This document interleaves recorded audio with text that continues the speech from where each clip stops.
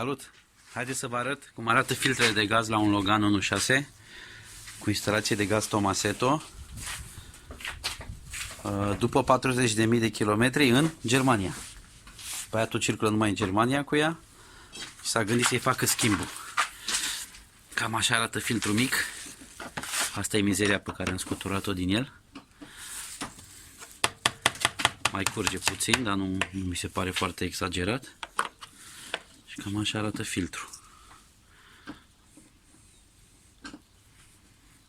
Mergea prost ceva? Se îngâtuia sau la când trecea pe gaz? Nimic? Nu, doar în depășiri după 5.000, 5-6.000, cam la 5.000 mai făcea un pic așa, mai scutura un pic. Păi cam la 5.000 ceva îi se taie benzina, gazul. Da. Deci cam asta e mizeria, ăsta e filtrul mic. Și locașul, am scos numai garnitura, dar nu a șters nimeni acolo. Cam așa arată locașul.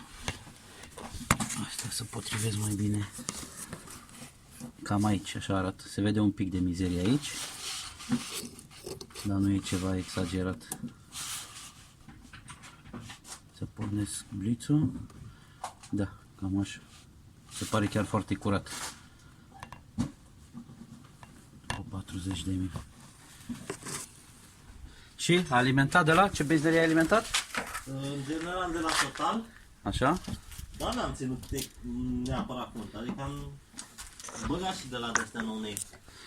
Dacă vreți să vedeți și filtrul de aer, tot după 40.000. Deci cam asta a curs din el și filtrul de aer cam așa arată tot la 40.000.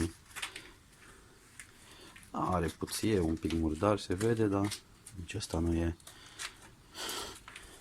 exagerat. În interior, da, e puțin negru, însă nu e ceva wow. Dar la astea 40.000 am avut două drumuri de România cu gaz. Din Cehia. Și unde? La Lukoil l-ai băgat prin Slovacia? Nu, l-am băgat la OMV în Slovacia și în România la Lukoil ăla din Arad. Bine, deci are și un plin 2 de Lukoil. Da, cam așa arată. Eu zic că e destul de bine la 40.000.